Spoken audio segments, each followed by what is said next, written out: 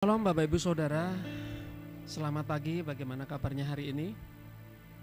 Ya, saya harap luar biasa, baik saja. Dapat salam dari Oma Sobat yang sebetulnya beliau rindu untuk bisa datang di tempat ini, tetapi apa daya, ya bulan lalu ya habis dari tempat sini, seminggu kemudian gara-gara ganti celana ya terjelungkup. Nah itu terjelungkup, kalau orang yang sudah lanjut usia ini berhati-hati saudara.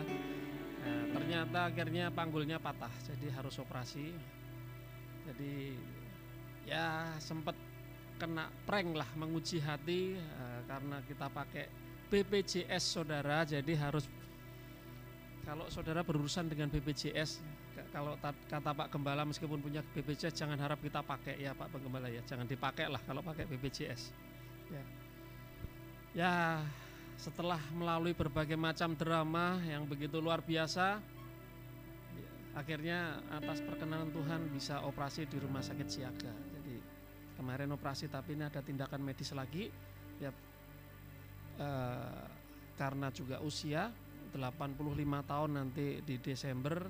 Jadi nanti Senin ada satu tindakan medis lagi. Jadi mohon dukungan Bapak Ibu Saudara supaya segala sesuatunya berjalan dengan baik, dengan lancar. Jadi rencana terakhir harusnya dibawa ke Palangkaraya, tapi saya tidak membayangkan perjalanan 160 kilo ke sini nih, karena bergerak aja susah, begitu luar biasa harus berjalan ke sini. Tetapi rupanya harus tetap di Banjar di rumah sakit swasta Siaga, tetapi itu tetap pakai BPJS, bukan BPJS yang kita singkatan dari pemerintah, enggak, tetapi berharap pada Yesus saja. Jadi di situ, karena memang ternyata Tuhan bekerja begitu luar biasa dan beliau tidak keluar biaya satupun, termasuk biaya dokternya. Nah itu di situ. Kalau itu operasi ya kisaran kalau seperti itu tuh gocap tio sama cepek tio tuh. Sudah tahu artinya berapa itu kira-kira duitnya kiranya? Ya sekitar gocap tio 50 juta sampai 100 juta itu. Cukup untuk membangun gereja ini saudara ya di situ. Tapi semua karena berharap pada Yesus saja, jadi segala sesuatunya bisa di cover. Bapak Ibu Saudara yang dikasihi Tuhan, kalau saudara perhatikan ya, judulnya hari ini Orkestra Roh Kudus, Harmoni Karunia dalam Pelayanan Pasca Pentakosta.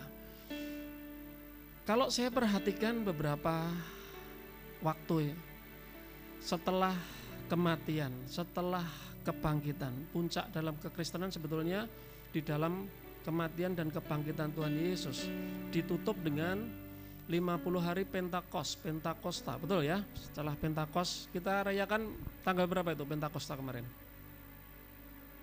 Tanggal berapa kemarin? Ibadah Pentakosta tanggal berapa? Minggu lalu, betul toh? Minggu lalu.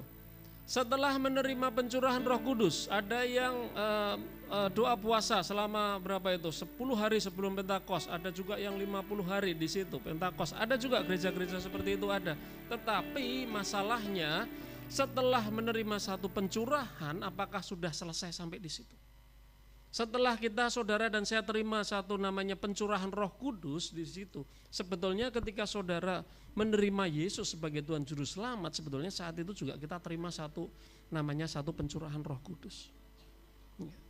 Tetapi seringkali ya, terutama saat ini, setelah terima euforia sebentar, ya sudah selesai, seperti itu aja. Apakah seperti itu? Pertanyaannya. Ya, oke. Ada satu cerita sedikit Bapak Ibu Saudara.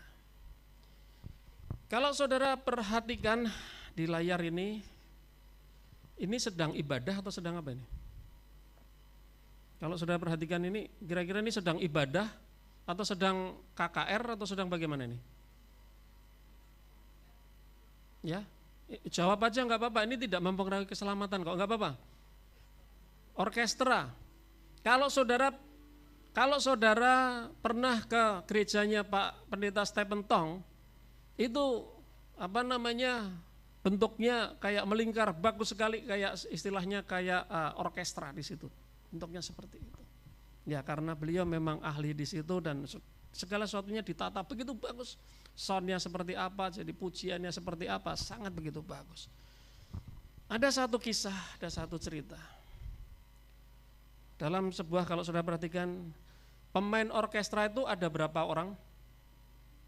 Saudara perhatikan kira-kira ada berapa? Ada 1, 2, 3, 5, 10, ada berapa orang? Berapa? Ya mungkin 50 ya, pemainnya banyak sekali, orkestra. Ya, di Indonesia ada namanya apa itu? Orkestra itu ada di situ. Yang mimpin ADMS juga ada, yang Andi Rianto juga ada di situ, terus Purwacaraka juga ada di situ, pemimpin orkestra di situ. Nah, ketika dalam satu pertunjukan satu orkestra di satu panggung yang begitu megah, kalau sudah perhatikan pemainnya banyak, ada cello, ada trompet, ada drum, ada bass, ada macam-macam di situ. Ya. Dan ketika saudara perhatikan para pemainnya, apalagi kalau yang dari luar negeri, tidak usah dari luar negeri, di Indonesia pun ketika berpakaian dalam satu penampilan di situ pasti sangat bagus sekali, sangat luar biasa sekali. Harus tampil begitu prima, tidak boleh sepertinya ada satu kesalahan satupun. Ya. Tapi kalau kita perhatikan dalam satu orkestra yang begitu besar, begitu megah, ada satu pemain yang setiap satu pemain pegang satu alat. Kalau di drum yang dulu ini ada pemainnya, kalau drum ini ada apa namanya Mas? Yang biasa kelinting segitiga itu apa namanya? Yang segitiga itu apa namanya? Di dekat drum ini apa? Triangle, ya kan di situ. Kelihatannya cuma bunyi tang ting, betul kan di situ kan? Nah, ya kalau enggak, kalau biasanya seingat saya kalau di drum itu ada kayak kerincingan itu loh, kelinting, ada kan di situ? Ya, kerincingan di situ. Dalam orkestra ini ternyata juga ada alat musik itu satu itu, alat musik itu. Sebelum dimulai orkestra ini, ada satu ketegangan antara para pemain musik. Ketegangannya apa? Pemain trompet tidak mau berbagi panggung dengan pemain instrumen yang dari kayu, yaitu kan ada pemain dari kayu itu apa? Ya seruling kah? Nah, karena apa? Aku pemegang trompet ini yang paling besar, suaranya paling lantang, sepertinya paling hebat. Pemain biola menolak, menyelaraskan aja dengan pemain piano. Seringkali seperti itu. Masing-masing ini menonjolkan satu kehebatannya sendiri. Ya, ketika latihan, sebelum mulai latihan, jadi masing-masing menonjolkan diri. Suara yang dihasilkan bukannya indah, tetapi malah yang terjadi apa? Kegaduhan, suaranya enggak karu-karuan, bahkan semua saling mendahului di situ. Akibatnya ketika latihan perdana ini bukan musik yang bagus, bukan musik yang indah, tetapi musik yang kacau. Tampillah sang konduktor. Konduktor tampil, berhenti semua. Saudara sekalian ini berkumpul di sini bukan untuk menunjukkan siapa yang paling hebat, paling bagus suaranya. Kalau trompet mendominasi, penonton akan pulang dengan telinga sakit. Kalau biola yang berjalan sendiri, simfoni ini akan hancur. Konduktornya mengatakan, dengar baik-baik. Rahasia keindahan orkestra ini bukan terletak pada ego saudara masing-masing, melainkan pada satu kesetiaan. Kalian harus tunduk pada satu ketukan tongkat saya. Kalau saudara perhatikan, dalam setiap simfoni orkestra kan ada konduktornya, betul kan di situ? Dia cuma pegang apa itu? Senjata kah, pegang stick? Stick kan? Ketika naik, nada naik. Ketika diam, betul kan di situ? Saudara harus tunduk pada setiap instrumen yang berbeda, tetapi tujuannya hanya satu, menghasilkan karya yang agung bagi Sang Pencipta lagu. Ya. Ketika mendengar ini semua, para pemain ini, ketika pertunjukan dimulai, yang tadi merasa kecil, yang saya sebutkan pertama tadi, pemegang apa itu kelintingan ini, triangle namanya, triangle itu di situ. Mungkin dia merasa kecil, aku kok cuma pegang ini aja. Tetapi ketika tepat pada ketukan yang ke-65, itulah baru dibunyikan. Suaranya mungkin berdenting kecil, namun justrulah ketika kelihatannya itu sederhana, justru dentingan itulah menyempurnakan seluruh kemegahan simfoni malam itu. Orkestra ini berhasil memukau, bukan karena satu orang bintang, enggak, melainkan karena apa? Keanekaragaman yang bergerak dalam satu simfoni. Begitu juga dengan anak-anak Tuhan, begitu juga dengan gereja. Ya. Yuk kita baca di ayat 1 Korintus 12 ayat 4 sampai 7. 1 Korintus 12 ayat 4 sampai 7. Ya, sudah sampai di situ. 1 Korintus 12 ayat 4 sampai 7. 3, 2, 1. Ada rupa-rupa karunia tetapi satu roh, dan ada rupa-rupa pelayanan tetapi satu Tuhan. Dan ada berbagai-bagai perbuatan ajaib, tetapi Allah adalah satu yang mengerjakan semuanya dalam semua orang. Tetapi kepada tiap-tiap orang dikaruniakan pernyataan roh untuk kepentingan bersama. Bapak Ibu Saudara yang dikasihi Tuhan, peristiwa Pentakosta atau pencurahan Roh Kudus yang kita rayakan beberapa waktu yang lalu, beberapa minggu yang lalu, sebetulnya itu bukan sekedar sejarah masa lalu yang kita peringati setahun sekali sebagai sesuatu yang rutin, liturgis. Bukan, Saudara. Setiap tahun kita memperingati, betul kan di situ? Makanya tadi saya katakan, ada yang puasa 10 hari, ada yang puasa 50 hari untuk menunggu hari. Pentakosta, pencurahan, Pentakos, Penta 50, pencurahan itu adalah sebenarnya Pentakosta adalah garis awal dari bagi cara hidup baru umat Allah. Sebetulnya di situ, titik mulainya dari situ. Mulailah di situ missio Dei, mulailah di situ kegerakan. Mulailah di situ pewartaan kabar baik di situ. Jika dalam perjanjian lama Roh Kudus hanya hingga pada orang-orang tertentu seperti raja, seperti nabi atau imam untuk tugas-tugas secara khusus, maka pasca Pentakosta ini Roh Kudus dicurahkan secara demokratis dan masif kepada setiap orang yang percaya. Ya. Tapi satu hal, surat ini ditulis Rasul Paulus kepada jemaat di Korintus. Jadi ini satu hal sebetulnya, satu peneguhan juga bisa, satu teguran juga bisa, satu nasihat juga bisa. Kalau kita baca dalam studi biblikanya, Korintus, jemaat di Korintus pada waktu itu, ya, ini jemaat yang sebetulnya kalau bagi para gembala itu sangat ideal sekali. Bagi para pendeta, bagi para gereja di situ, itu sangat luar biasa sekali. Sangat mewakili namanya jemaat yang begitu luar biasa secara ekonomi oke, secara karunia juga oke. Enak benar. Betul ya Pak Riki ya? Gereja kalau jemaatnya kaya raya, karunianya begitu luar biasa, Pak Gembala sama Ibu Gembala itu enak kok kerjanya. Enteng aja sudah. Ya. Jadi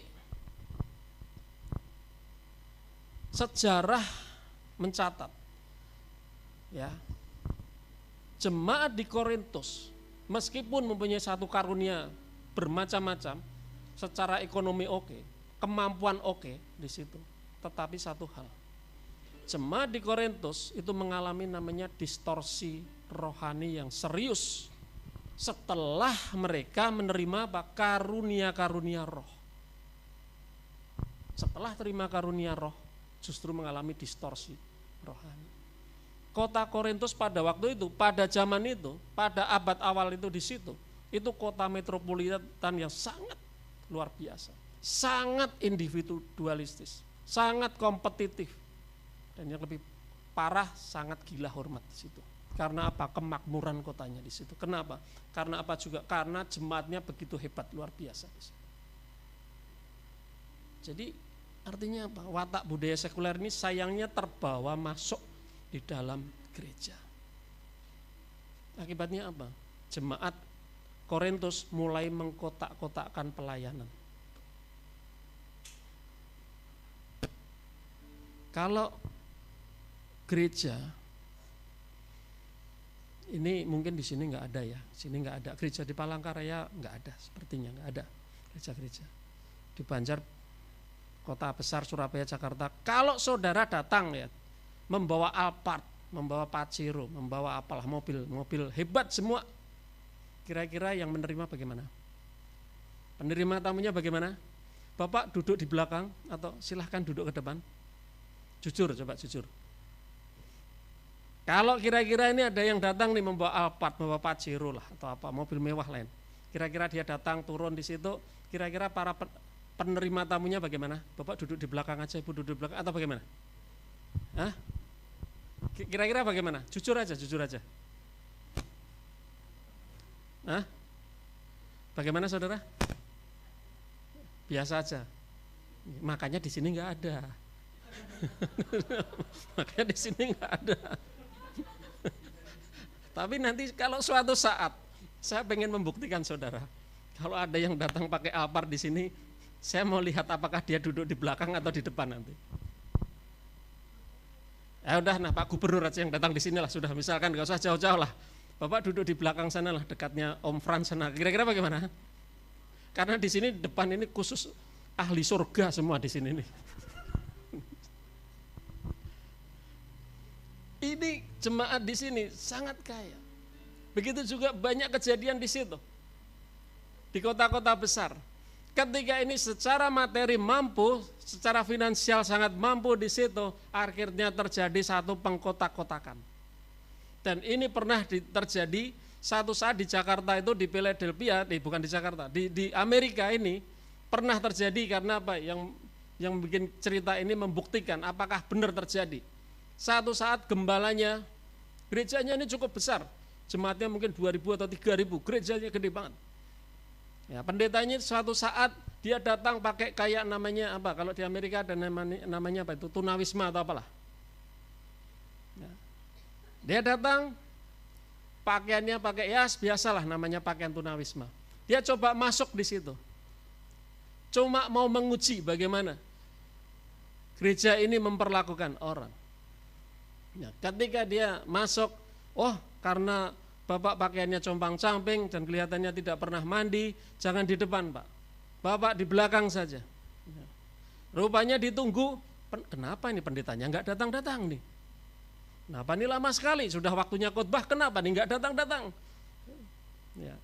Akhirnya dicari, ditelepon lah, Bapak pendeta di mana ini? Rupanya itu yang duduk di belakang pakaian compang-camping, pendetanya di situ.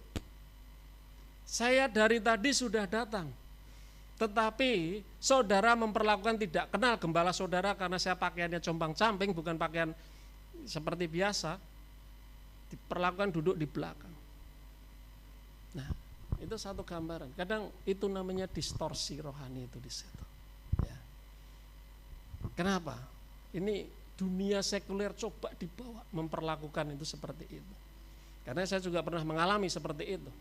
Ketika melayani jemaat, karena jemaat ini dianggap kurang mampu, gereja yang bersangkutan tidak mau memakamkan saudara. Jadi sedikit berdebat dengan gereja yang bersangkutan di situ.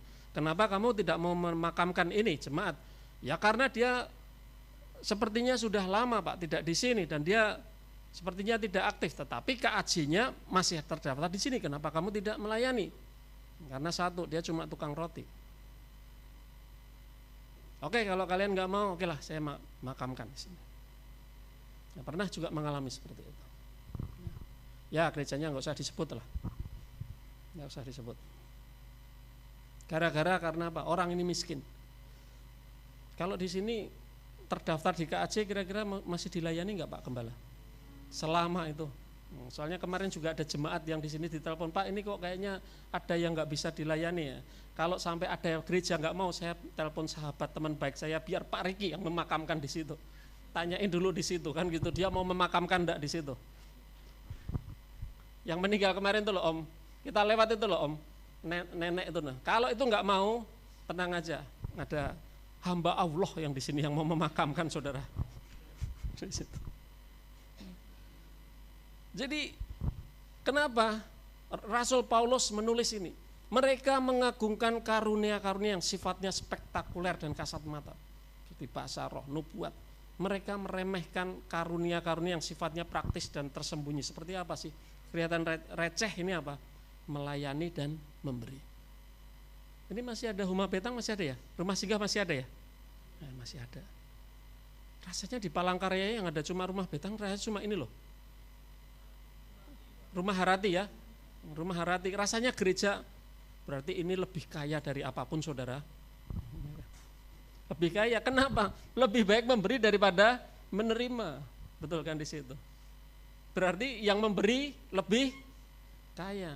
Meskipun juga setiap bulan Pak Gembala, Ibu Gembala juga cepat-cepat pikirannya memikirkan di situ. Tapi itulah namanya juga karunia memberi, karunia melayani itu di situ. Melalui 1 Korintus 4 ayat 7 ini, sebetulnya Rasul Paulus melakukan satu koreksi kepada jemaat di sini supaya sebelum dia jatuh terlalu dalam. Ya, di situ. Jadi ya bongkar semua pemahaman yang keliru tentang pelayanan dan letakkan pondasi yang benar tentang bagaimana seharusnya Roh Kudus itu istilahnya. Roh ini dikelola dalam pelayanan setelah pasca Pentakosta. Ya, kita pagi hari ini kita belajar bersama-sama. Ya, ini juga pengingat bagi kita semua. Jangan mentang-mentang kita hamba Tuhan, kita pendeta terus tidak mau belajar, enggak juga saudara. Saya juga kadang juga belajar kalau pas membagikan makanan ini seringkali juga nongkrong dengan tukang becak, tukang sampah, dengan siapapun lah, kita juga belajar dari mereka. Tapi saya paling kagum dengan ada ustadz baru saudara kemarin itu. Ustadz baru saudara tidak kenal ustadz baru ada datang di sini. Ustadz itu artinya guru, pengajar.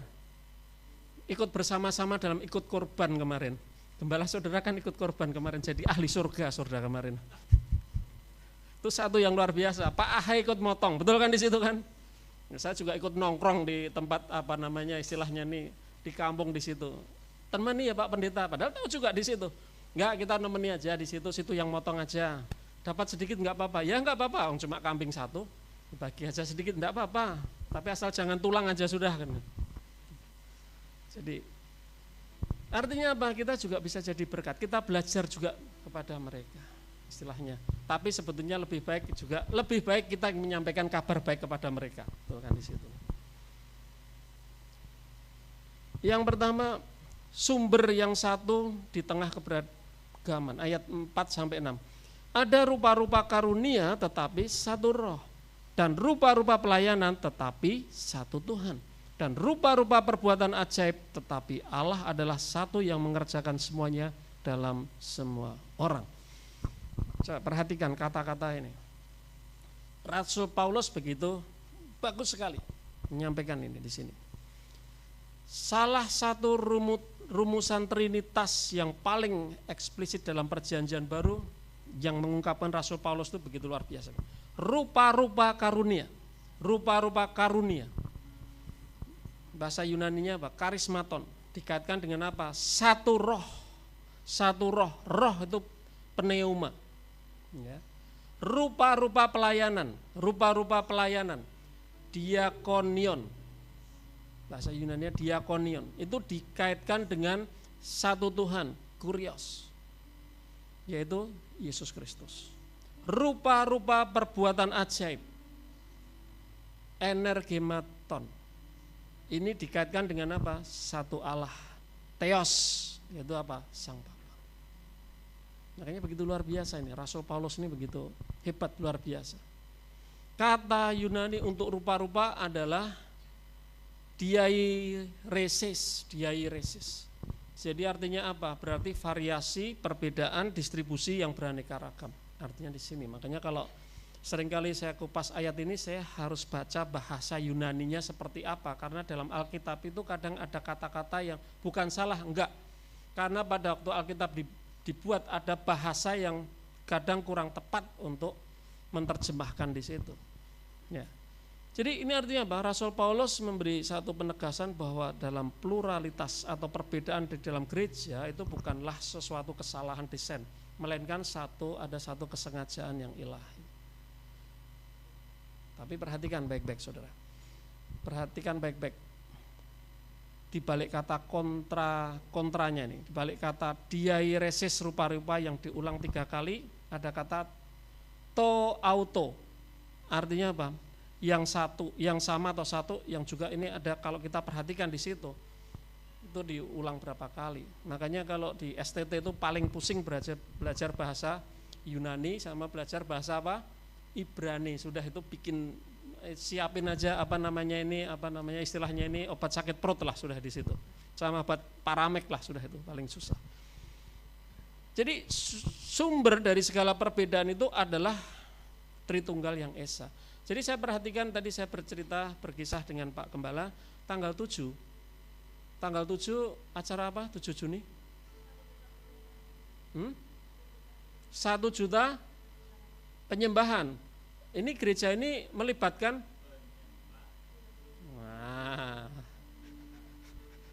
penyembah, betul ya, bukan penyembahan ya. Makanya tadi aku ini salah dengar atau bagaimana gitu. 1 juta apa? Penyembah. Ini melibatkan mana? Gereja ini saja atau bagaimana? Semua. Puji Tuhan saudara, gembala saudara ini bisa lintas institusi, lintas sinode. Dengan pemerintah juga bisa, dengan institusi pemerintahan bisa, dengan para gembala, para pendeta-pendeta dengan gereja-gereja di Palangkaraya ini juga bisa. Saya juga merindukan kira-kira di Banjarmasin kapan bisa seperti ini. Tapi ya menikmati aja kegerakan di Palangkaraya. Jadi tanggal 7 ya, tanggal 7 hari Minggu ya, hari Minggu. Jadi 1 juta apa? Penyembah. Dan ini sepertinya konduktornya ini sepertinya Tuhan percayakan pada gereja di sini. Konduktornya itu di situ. Nah. Terus hubungannya dengan zaman sekarang bagaimana? Di era modernisasi, ini yang didominasi semangat kompetisi, kita sering tanpa sadar membawa mentalitas pasar di dalam gereja. Kita nggak sadar. Kalau saudara perhatikan gereja-gereja yang ada di Indonesia, di kota-kota besar, ini sudah sepertinya sangat individualis. Pelayanan mimbar itu yang bagaimana sih? Pengkhotbah, pemimpin pujian, seringkali WL, singer, ya, worship leader, terutama pengkhotbahnya, ini seringkali dianggap memiliki kasta paling tinggi, betul kan di situ? Padahal semuanya sama. Ya. Lebih tinggi dari apa? Pelayanan non mimbar. Loh, pelayanan non mimbar itu seperti apa sih? Pelayanan non mimbar itu yang sebetulnya seperti apa? Hah? Ya, multimedia yang di belakang di situ, yang nyusun bangku, sekolah minggu, yang menyiapkan segala sesuatu, yang tadi membikinkan kopi saya tadi juga itu pelayanan di belakang mimbar tuh. Itu sama nilainya, upahnya sama 1 dinar. Ya, itu di situ. Kalau dulu waktu kita gereja yang di mana itu, Pak Riki? Yang di mana itu? Pandehen ya, ngangkati sendiri, apa-apa sendiri, betul kan di situ kan? Ngangkati sendiri. Khotbah sendiri juga di situ, udah itu di situ. Jadi itu sama sekarang upahnya juga sama, saudara. Jadi jangan berkecil hati. Jadi artinya ketika Rasul Paulus beri satu teguran, satu nasihat juga, satu peringatan ini, sebetulnya itu menghancurkan satu sistem kasta rohani yang di atas tadi yang saya sebutkan. Jadi kalau misalkan ini sebetulnya juga bagi koreksi bagi saya sebagai hamba Tuhan, juga bagi kita semua, karena firman itu seperti pedang bermata dua, itu juga mengingatkan, yang menyampaikan bahkan yang mendengar itu juga sama. Jadi kalau kita mungkin mahir berkhotbah, itu adalah pekerjaan Roh Kudus. Jadi kalau kita ini bisa, saudara mungkin yang di pelayanan di belakang mimbar itu bisa mengatur segala sesuatunya, yang bisa mengoperasikan LCD di belakang, itu juga dikerjakan oleh Roh yang sama juga. Ya, perbedaan fungsi tidak pernah berarti perbedaan nilai di hadapan Allah, saudara. Semuanya sama. Oke, saya kasih satu contoh lagi.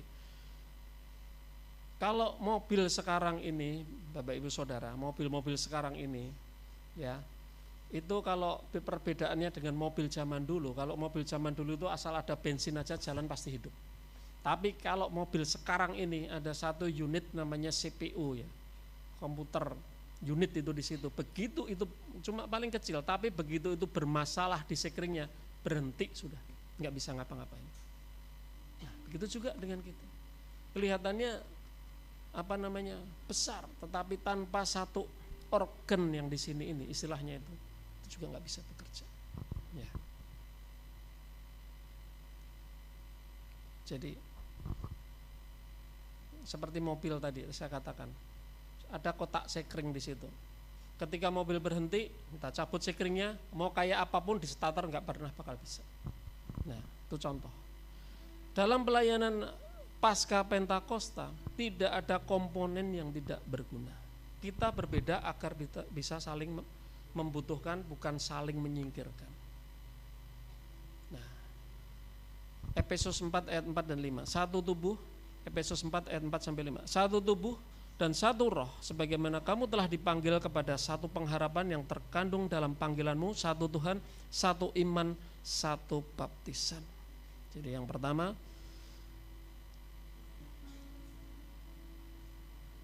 tadi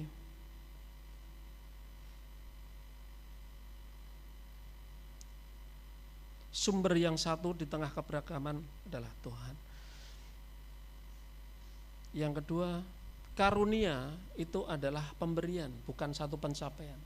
Karunia itu pemberian, bukan pencapaian. Bukan seberapa lama saudara bergereja, ada yang sudah belasan, puluhan tahun aku ini merasa hebat, enggak.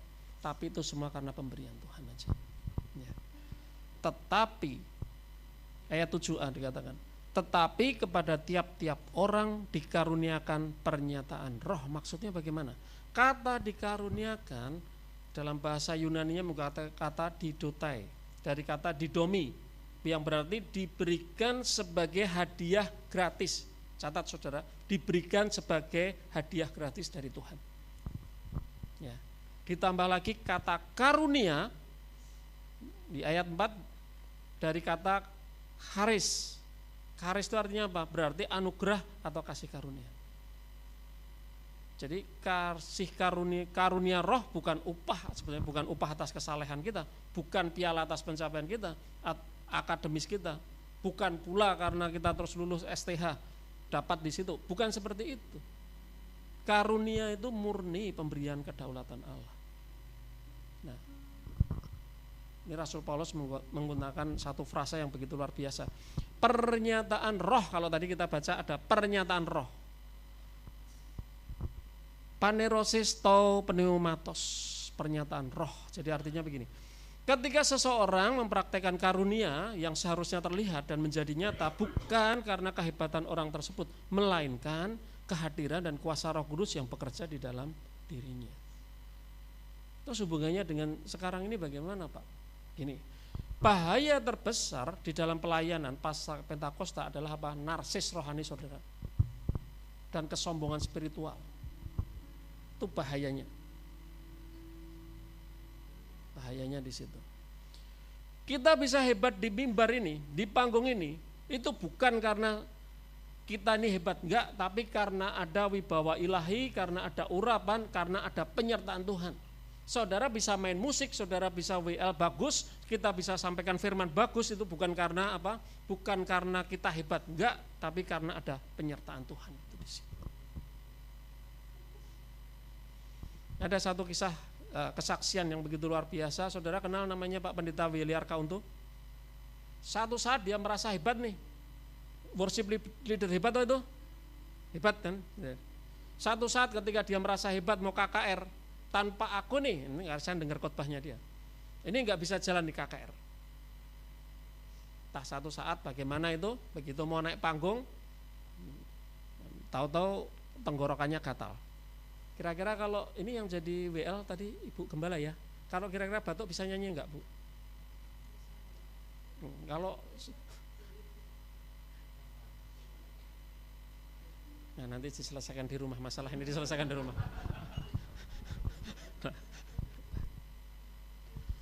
Oh serak, tapi serak itu malah seksi suaranya saudara. Jadi kalau batuk-batuk yang istilahnya kayak di iklan, nah itu berikan konidin sayang kan kayak gitu kan. Kira-kira bisalah batuk kayak gitu? Enggak bisa. Kalau yang main keyboard ini tangannya keseleo, bisalah om main. Yang main drum ini tangannya keseleo di perban satu, kira bisa main enggak? Enggak bisa. Kan masih ada kaki sama tangan satu. pakai kaki.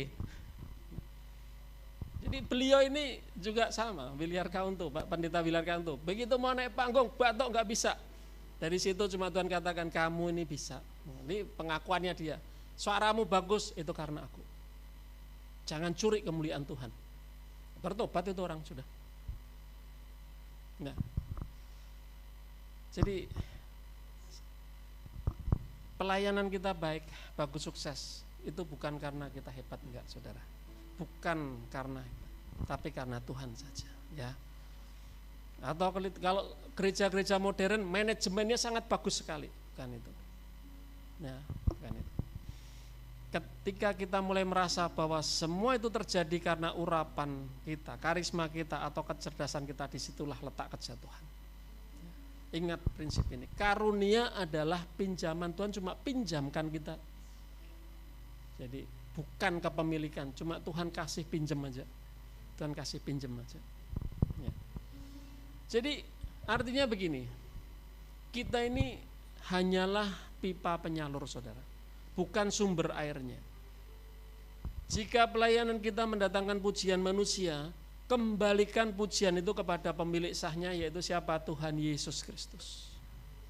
Kalau pelayanan saudara dan saya membawa dampak, ketika yang main musik, ketika pelayanan gereja semuanya berjalan dengan bagus, jemaat terberkati dengan baik di situ. Itu bukan karena kehebatan kita, tapi semua karena Tuhan. Kita hanya dipinjami, bukan pemilik. Yang punya siapa? Tuhan. Semua kembalikan untuk kemuliaan Tuhan. Ketika beberapa waktu yang lalu yang bisa menarik kapal dalam sejarah mundur itu cuma gereja di sini loh. Ketika berangkat ke Jakarta itu kapal sudah maju, bisa mundur lagi itu hanya gereja di sini loh itu. Juga heran juga. Luar biasa saudara tuh. Ya kan? Bisa mundur. Kalau mobil oke, kapal saudara. Ini sering tak tulis dalam kesaksian satu gereja. Tapi tidak usah disebut, nanti viral, nanti narsis. Orang pada datang, Pak Gembala saya minta air. Wah, repot ini. Jadi itu kenapa? Karena Tuhan yang menarik kapal. Saya juga nggak tahu kaptennya bisa mundur, salah majunya giginya atau bagaimana itu bisa mundur, saya juga tidak tahu. Tapi yang jelas kuasa Tuhan bekerja begitu luar biasa demi jemaat di sini saudara, demi jemaat di sini. Dan itu rasanya ya, nilainya sama ketika Gideon perang di atas Gibeon itu matahari tertahan lama sekali. Ini kuasa ini juga terjadi, cuma zaman dulu kan matahari, ini kapal disuruh mundur sama Tuhan, luar biasa. Jadi itulah yang namanya, karena apa? Karena perkenanan Tuhan saudara. Nah, jadi John Stott ya, seorang teolog dan pengkhotbah, kalau saudara cari baca bukunya itu, John Stott bagus sekali itu. Saya sering kutip dia dalam bikin renungan, saya sering kutip itu. Seorang teolog dan pengkhotbah pernah menulis dalam bukunya begini, kita harus ingat bahwa karunia-karunia rohani yang diberikan oleh kasih karunia Allah bukan karena jasa kita. Oleh karena itu, memiliki karunia tertentu tidak memberikan alasan untuk sombong, dan tidak memiliki karunia tertentu tidak memberikan alasan untuk merasa minder. Keduanya adalah tanda kedaulatan Allah. Jadi kalau yang tidak punya karunia, aku kok tidak punya apa-apa, jangan minder saudara. Oh di sini punya karunia apa? Terus ini yang satu merasa hebat juga, jangan seperti itu. Ya. Yang ketiga, destinasi karunia untuk kepentingan. Tujuan karunia itu untuk apa? Untuk kepentingan bersama. Ayat 7b. Untuk kepentingan bersama. Rasul Paulus mengatakan untuk kepentingan bersama. Artinya bagaimana? Ini sebetulnya adalah satu puncak argumentasi Paulus dalam perikop ini. Frasa untuk kepentingan bersama itu dalam teks asli Yunani adalah prostosimperon. Prostosimperon. Simperon itu berasal dari dua kata, sin bersama-sama dan pero itu membawa. Ya. Jadi seringkali ketika saya baca satu teks, saya coba baca di bahasa aslinya itu seperti apa artinya. Jadi studi biblikanya kita harus menjelaskan, harus jelas dulu. Kadang juga kalau enggak ngawur. Kalau ketemu dengan orang yang paham di situ, kita bisa ditertawakan ini. Menjelaskan dengan salah. Jadi secara harfiah, simperon berarti membawa secara bersama-sama untuk membangun, menguntungkan atau memajukan. Jadi simperon itu artinya membawa bersama-sama untuk membangun, menguntungkan atau memajukan. Ya. Tujuan akhir itu telos, bukan telo loh ya, enggak telos bahasa aslinya. Dari pencurahan Roh Kudus adalah pemberian karunia bukanlah untuk kepuasan batin individu, tetapi bukan juga untuk pamer kesaktian. Jangan. Juga bukan untuk memperkaya diri sendiri. Nah, ini yang lebih parah lagi. Karunia rohani diberikan dengan satu orientasi yang jelas. Apa itu? Eklesiosentris. Eklesiosentris itu apa sih? Membangun gereja atau komunitas dan misional, memberkati dunia. Bukan egosentris. Misio, eklesi, dari kata eklesia. Jemaat pertama, persekutuan orang percaya, eklesia. Eklesiosentris, bangun gereja, bangun jemaat, bangun komunitas dan misional, memberkati ya wilayah sekitar. Kalau tanggal 7 Juni artinya memberkati semua. Gereja-gereja semua ya Pak Gembala ya, gereja-gereja semua. Puji Tuhan, ini masih bisa bersatu. Di Banjarmasin itu menyatukan gereja itu susah, lebih mudah. Kalau mengajak acara makan-makan kondangan itu lebih mudah. Kalau pas ada acara di Grand atau di mana itu di Lima Rasa, pasti ketemu semua di situ. Tapi ayo kita bikin acara KKR, wah jawabannya, wah aku ini sibuk acara di sini, masih sibuk, lebih susah. Nah, hubungannya dengan zaman sekarang bagaimana ini? Hari ini, saudara, Bapak Ibu Saudara, makanya sedang tidak baik-baik saja, harus ada yang berdiri, harus ada yang bergerak, harus ada yang berjuang secara misional di situ untuk membangun jemaat, membangun gereja di situ. Dalam arti gereja itu individu, tiap individu dalam keluarga. Kalau bangunan saya percaya bagus-bagus semua. Dari situ. Hari ini yang dibangun ini apa? Jemaat keluarga. Nah, kita punya kawan yang membangun di mana itu? Kayu Bulan ya. Nilainya berapa? Saya saja membayangkan sudah saudara-saudara kira-kira itu bisa dibangun untuk kira-kira 35 gereja. Itu sudah sangat megah, sangat mewah, betul ya? Kalau enggak membengkak lagi ya, betul. Jadi ya betul toh 35 gereja itu sampai juga aduh ya. Terserahlah, tapi bukan itu maksudnya ini, ya bukan itu maksudnya. Jadi hari ini makanya banyak pergeseran motivasi dalam dunia pelayanan. Yang kita cari apakah gedungnya megah, kelihatan itunya mewah, kelihatannya soundnya paling bagus, ya kan? Karena berapa waktu lalu saya ada baca dari satu statement hamba Tuhan mengatakan di dunia ini cuma ada di Asia Tenggara, bukan di dunia, di Asia Tenggara ini yang soundnya dan terus apa namanya itu LCD-nya cuma ada di Asia Tenggara. Jadi satu di Surabaya, yang satu di mana enggak tahu lah. LCD dan soundnya di situ. Wah, itu nyanyinya kayak apa, khotbahnya kayak apa juga saya tidak tahu juga kayak apa. Apakah kalau pakai alat itu tuh curahan Roh Kudusnya begitu luar biasa juga tidak tahu juga. Nah, ini yang disebut mengalami distorsi. Ini yang disebut sebagai membangun kerajaan diri. Jadi ada orang yang menggunakan karunia rohani untuk membangun yang tadi saya katakan kerajaan pribadi, bukan kerajaan Tuhan.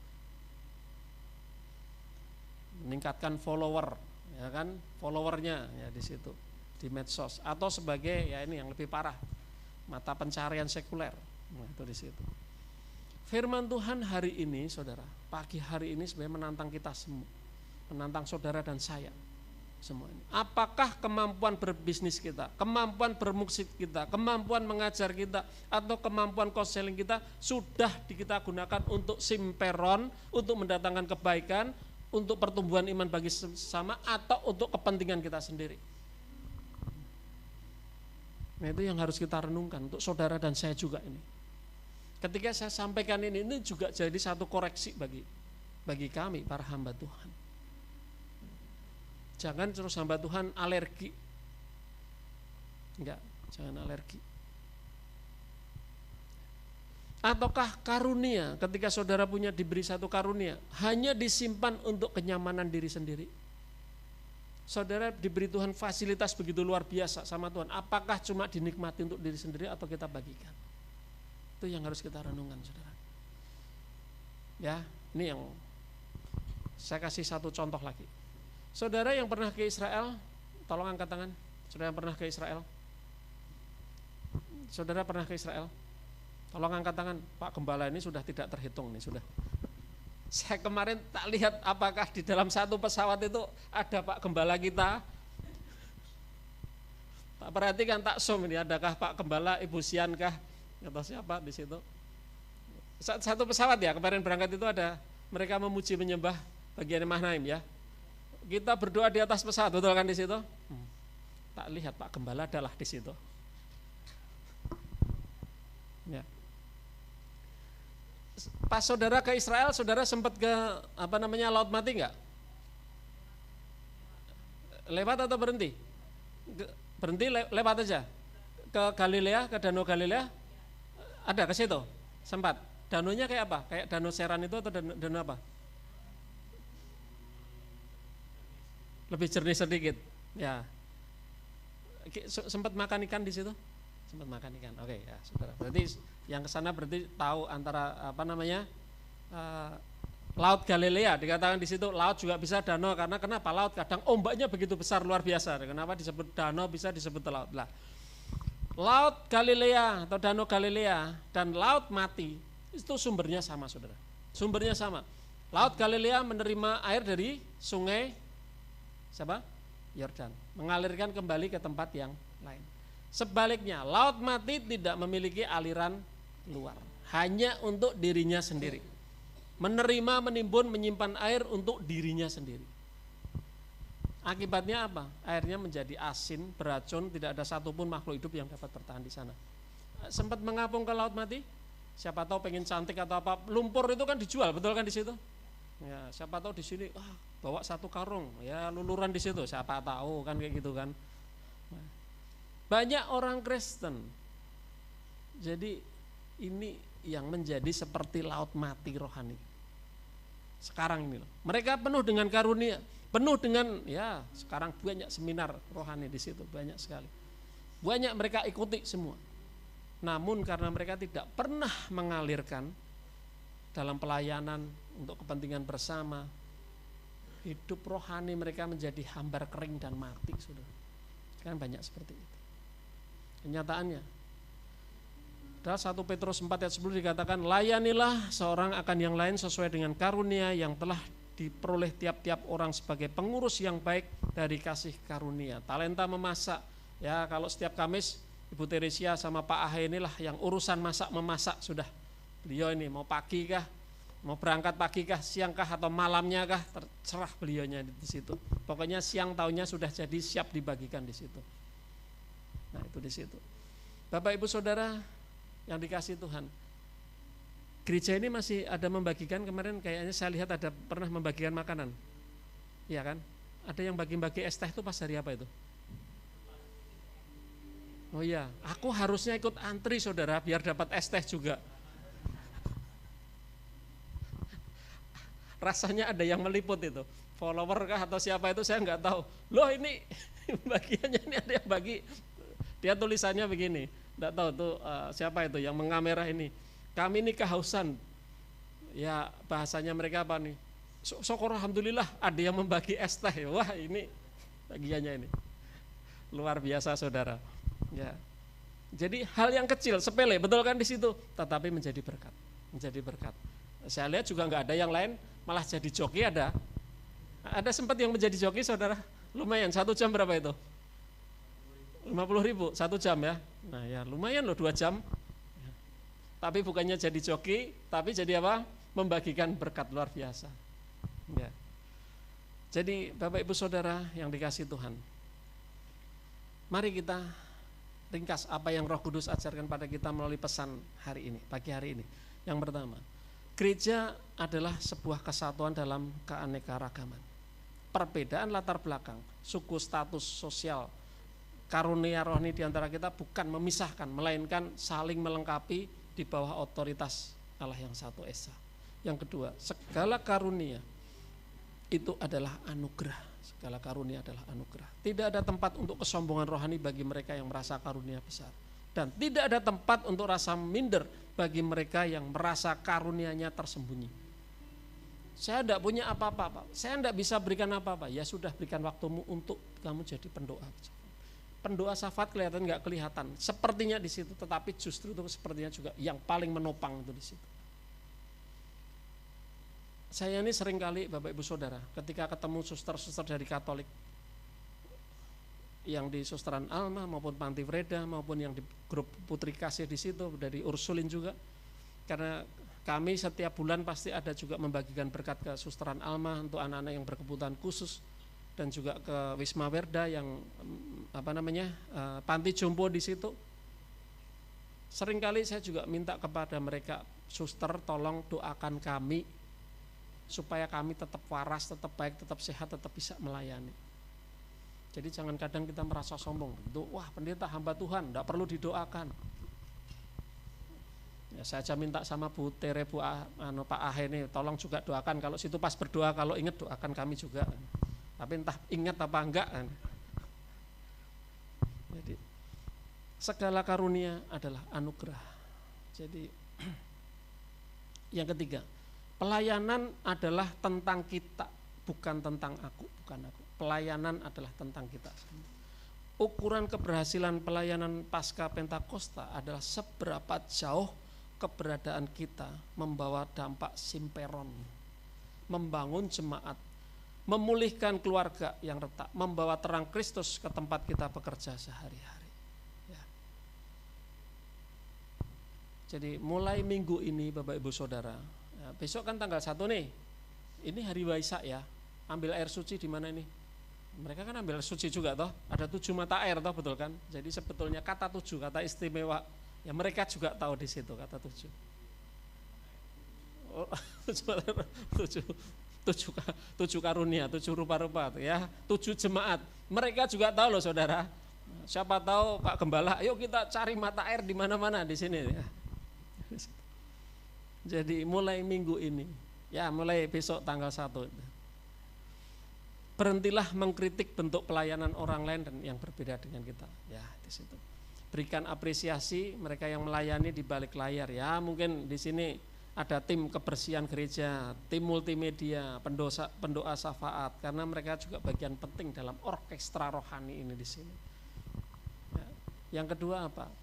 Sinergi dalam keluarga dan pekerjaan ini penting Saudara. Terapkan prinsip harmoni ini dalam rumah tangga dan tempat kerja, Saudara. Kadang kita ini ya bukan berarti kita menghalangi dalam pelayanan, enggak. Tapi ketika Saudara bekerja di sektor swasta, mungkin di pegawai negeri, itu jadilah juga berkat di situ. Jadi harus ada keseimbangan juga. Jangan memaksakan ego, tapi cari bagaimana dalam perbedaan karakter, dalam keluarga, dalam tim kerja dapat disatukan tujuan untuk kepentingan Tuhan. Roma 12 ayat 4-5 dikatakan begini Bapak Ibu Saudara, sebab sama seperti satu tubuh kita mempunyai banyak anggota, tetapi tidak semua anggota itu mempunyai tugas yang sama. Demikian juga kita, walaupun banyak adalah satu tubuh di dalam Kristus, tetapi kita masing-masing adalah anggota seorang terhadap yang lain. Ya. Demikian yang bisa kita bagikan, kita renungkan, itu juga bagi satu koreksi bagi kami para hamba Tuhan. Dari para pelayan-pelayan Tuhan itu jadi satu koreksi. Sebelum kadang juga menyimpang terlalu jauh, ketika kita dapat satu teguran, satu nasihat ya kita terima dengan ucapan syukur. Ketika Saudara terima satu perjamuan kudus, mungkin pas dapat ayatnya kok teguran, jangan juga berpikir, wah ini salah, ini harusnya aku ambil yang lain ini. Itu mungkin juga cara Tuhan, sepertinya cara Tuhan untuk menegur kita. Ya, kalau kita terima satu teguran, satu nasihat ya katakan ya terima kasih Tuhan, puji syukur. Tapi kalau terima satu peneguhan, penetapan, haleluya terpujilah Tuhan. Ya, kita tutup Alkitab, kita doa. Bapa di dalam kerajaan surga yang mulia,